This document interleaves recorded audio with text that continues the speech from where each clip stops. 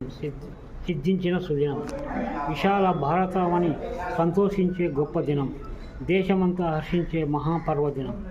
నింగిలో శాంతి కపోతాలు విన్యాసాలు చేస్తున్నవి. త్రివర్ణ పతాకం వినువీధిలో గర్వంగా రెపరెపలాడుతున్నది.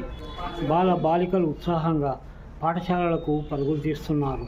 వందే మాతర గీతం లీలగా వినిపిస్తుంది. జనగణమన జాతీయ గీతం గాలి కెరటాలలో ప్రతిధ్వనిస్తుంది. కవాతు మైదానం క్రిక్కిసిపోయింది. శాసనసభ్యులు, అధికారులు, ప్రజలు, విద్యార్థులు, యువత కలయతిరుగుతున్నారు.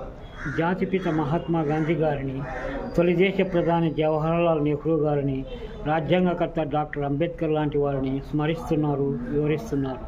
ఆహ్లాదకర వాతావరణం, స్వేచ్ఛావాయువు సున్నితంగా పలకరిస్తుంది. అహింసే ఆయుధంగా విజయం సాధించాం, మనకిది గర్వకారణం. జై జవాన్, జై కిసాన్, జై జై భారత్. సిద్ధించిన సుదినం, విశాల భారతావని సంతోషించే గొప్ప దినం, దేశమంతా హర్షించే మహాపర్వదినం. నింగిలో శాంతి కపోతాలు విన్యాసాలు చేస్తున్నవి.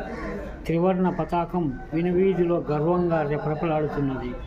బాల బాలికలు ఉత్సాహంగా పాఠశాలలకు పరుగులు తీస్తున్నారు. వందే మాతర గీతం లీలగా వినిపిస్తుంది. జనగణమన జాతీయ గీతం గాలి కెరటాలలో ప్రతిధ్వనిస్తుంది. కవాతు మైదానం క్రిక్కిసిపోయింది.